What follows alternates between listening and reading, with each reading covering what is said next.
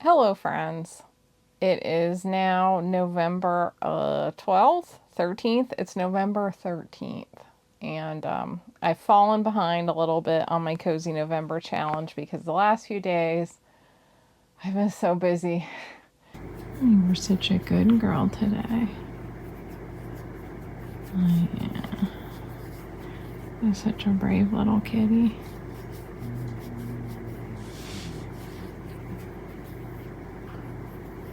There's been so much going on, so luckily I've gotten past the busy stretch and I'm hoping to catch up on the writing this late week to weekend.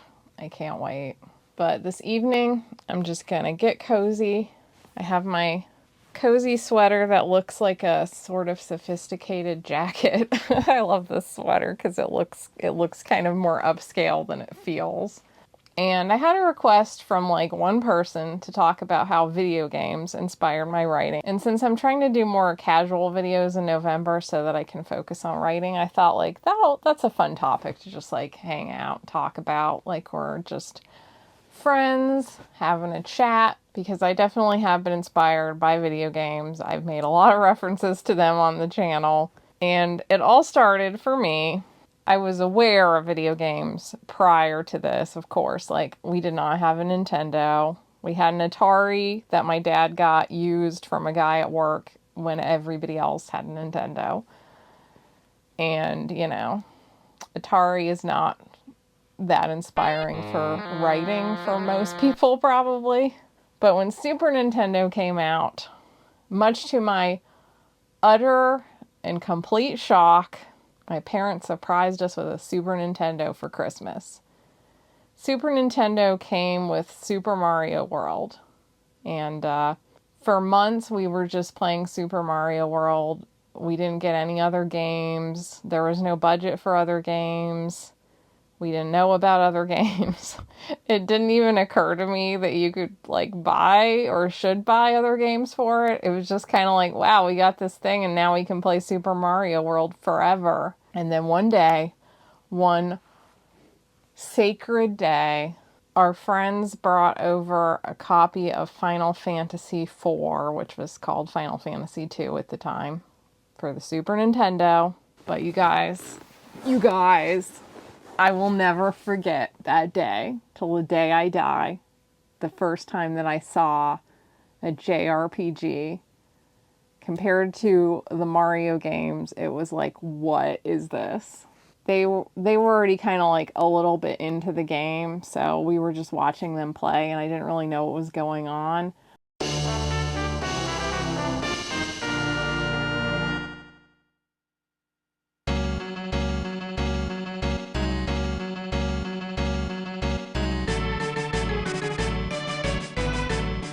There were multiple characters and all this dialogue. There was a story going on, and the music.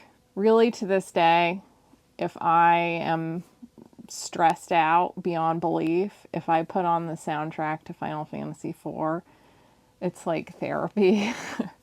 It's the one thing that just brings me back to the best of childhood and gives me the sense of peace. And I still think it's one of the best video game soundtracks ever.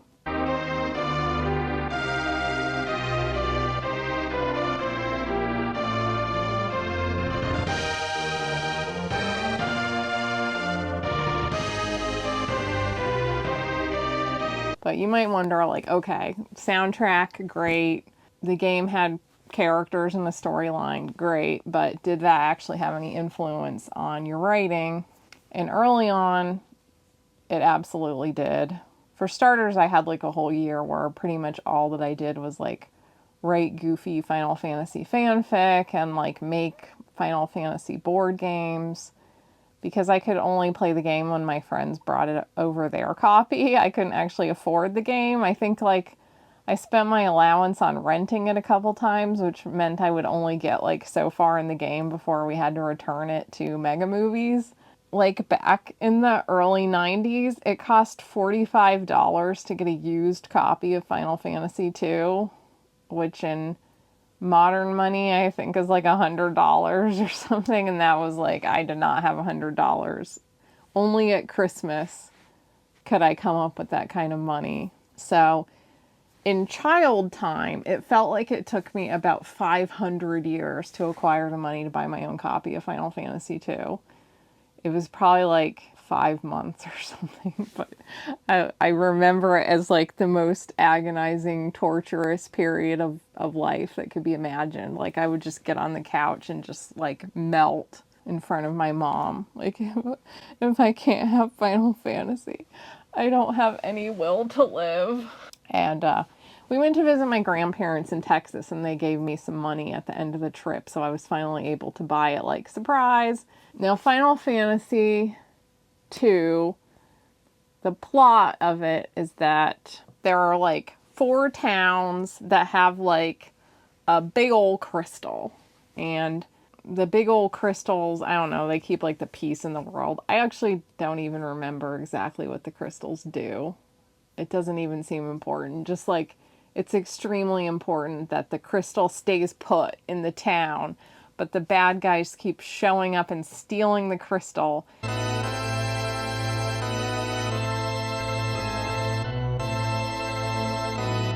And then you find out that there's 4 other crystals, the dark crystals, and there's a whole thing with like the crystals power an airship, and there's crystals on the moon. I'm realizing as I'm saying this that I don't really even, like, I've probably played this game like 20 times and I can't actually tell you the deal with the crystals. There's 8 primary crystals. 4 of them are the light crystals, and they're kept in the overworld. And then there's 4 dark crystals kept in the underworld, which is like the world under the crust of the earth. And, right, if all 8 crystals are gathered in the Tower of Babel, the way to the moon would open. And then you find out there's also crystals on the moon, and they're sentient and responsible for sealing the power of the end boss. There's also a crystal that powers the airship that takes you to the moon when the way to the moon opens. So, the main point of all this is that everything is powered by crystals. That's like one of the main things that stuck in my world from the beginning, is that it got planted in my childhood head because just in general, the 80s was a big time for magical crystals. I'm not sure that I didn't entirely think that crystals actually may have had magic. Maybe they do. But to this day, it is an important part of my world that the source of magic is crystals. And the reason that magic works on the world is because of these crystals inside the earth.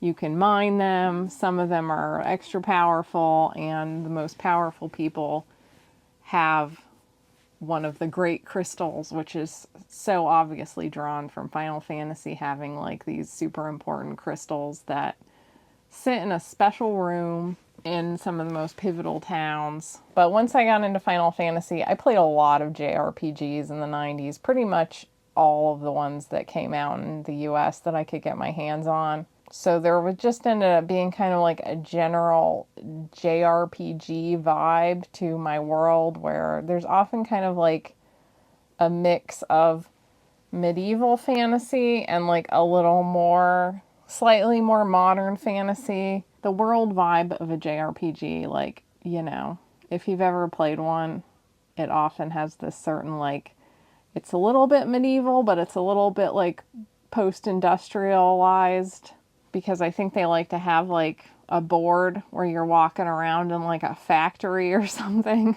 So that definitely influenced me, as well as just like general storytelling elements that would be hard to pin down, but like, I can just feel the influence. Compared to modern games, or even later like PlayStation JRPGs, of course the Super Nintendo ones could be pretty rudimentary, especially the earlier ones like Final Fantasy II, because they didn't really know how to fit as much story on the cartridge, but they were a huge influence at the time.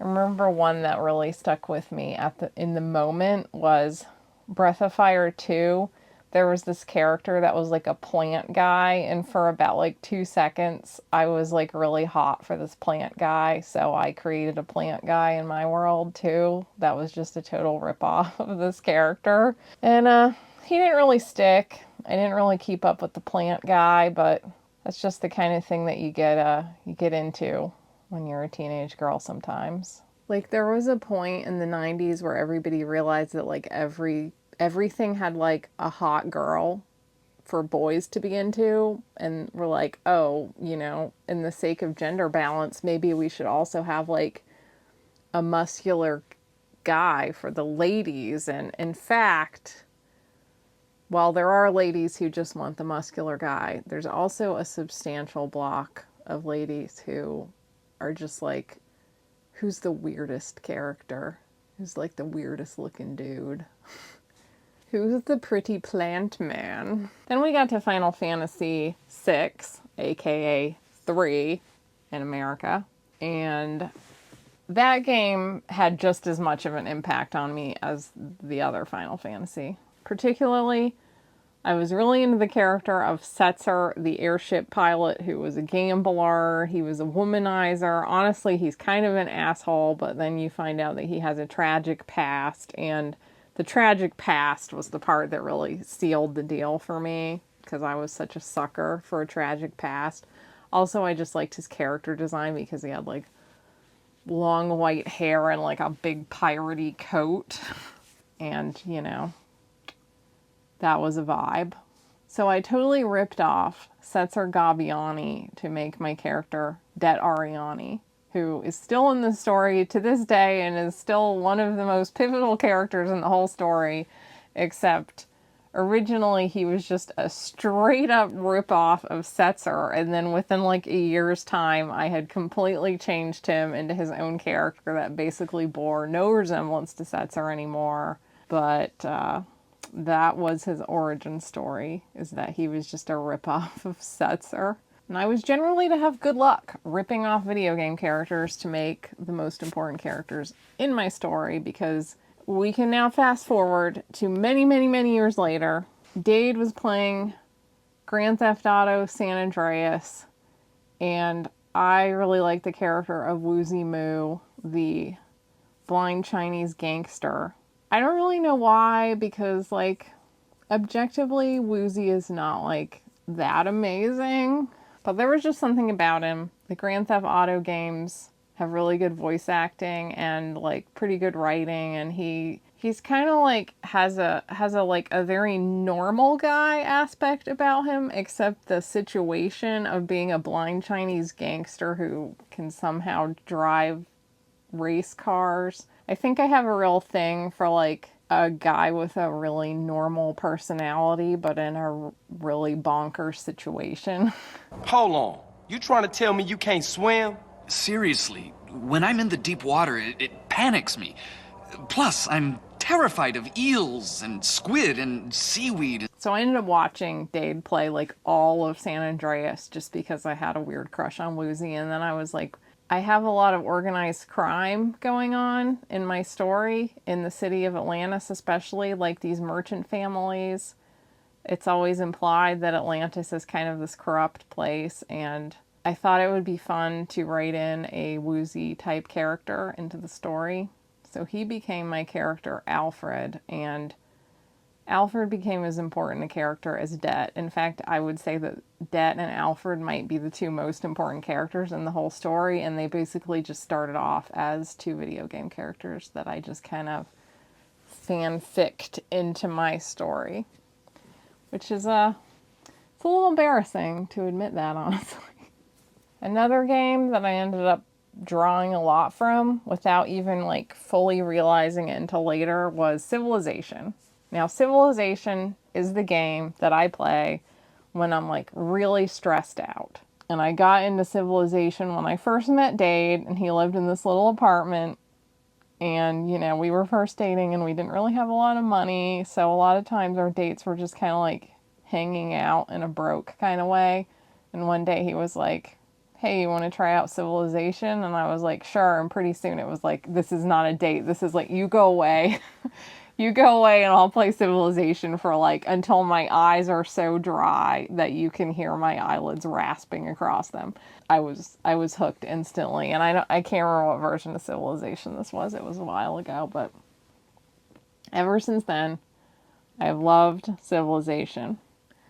But it occurred to me the other day that, it's kind of a pretty good educational game as far as how civilizations actually develop, and the world building actually draws quite a bit from what I've learned from Civilization. Particularly the one version.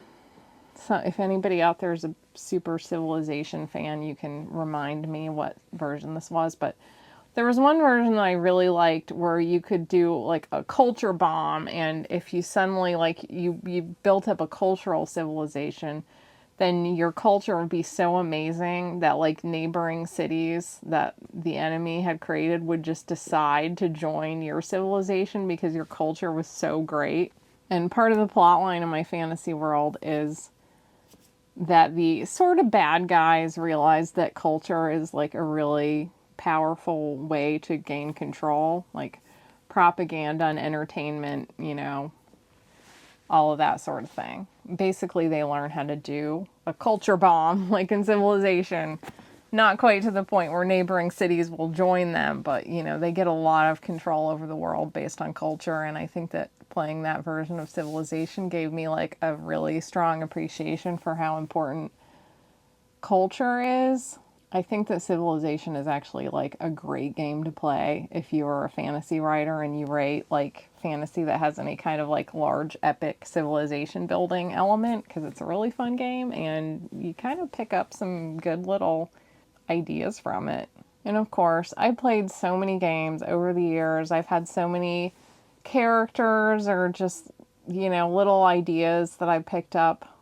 JRPGs are my favorite. I also love the Dynasty Warriors games, and I've had a few characters that I based on different characters in Dynasty Warriors or Samurai Warriors. My character Una, her character design was very inspired by the character design for Tharja from Fire Emblem, except not nearly as sheer. But Fire Emblem has some great character designs that I've pulled from for a few different little design elements here and there. So video games have always definitely been an inspiration for me, and I'm sure will continue to be an inspiration, especially because I've started to have a little more time to play video games again in the last year or two after I kind of had like a long dry spell. Oh yeah, that reminds me. Another one that was not exactly an inspiration, but at one point when I was working on Glittering Shadows, which was my last traditionally published book, and this was a book it was the second book in a 2-book deal, and the publisher, Disney Hyperion, they really wanted a sequel in the second book, but I didn't really have a great idea for it, and I really struggled with it, and it was like the worst year of my writing life ever because I had such a hard time writing this book and connecting with the characters. And one of the things that got me through it was I created all the characters in my fantasy world inside of Tomodachi Life and just spent time watching their little me characters goof off in the game, and mentally it got me through that point. And I was so broke. I bought this game and a 3DS in the most weird way. I didn't have any money, and I had bought a Visa gift card via a promotion at the grocery store. One of those if you buy, $200 worth of Visa gift cards, you'll get them $30 off or something. I'd bought a gift card, and somebody had stolen the number of the gift card so that as soon as I activated it, they spent all the money on the gift card at Zappos and bought shoes. So then when I went to use it, the money was gone. And I filed a claim to get the money back. It took a year for the claim to go through. And eventually they finally sent me this big check for this gift card. And I had gone through so much work, so many phone calls and paperwork to extract this money for the gift card, that when it finally arrived, even though I was so broke, I was like, I'm going to buy a 3DS with this instead of spending it on anything important. And along with the 3DS, I bought Tomodachi Life, and I played this goofy game. It was a rough patch, but I got through it. So, yay for video games, for getting us through some of the toughest moments in life where we just can't always cope with anything, but at least we can move little people around, develop civilizations, farm, level up. I love video games. And please tell me what video games have inspired you or are just your favorites or have gotten you through rough times in life, whatever. Let's share a little love of our friends, the video games. I hope you enjoyed this goofy little video, and I will see you very soon. Thank you so much for being here. And if you're new here, my name is Lydia Foxglove. I am a fantasy author, and don't forget to like and subscribe and sign up for my Patreon or Substack. Same content on both, and they both have a free tier. Thank you so much for being here, and I will see you next time. Bye!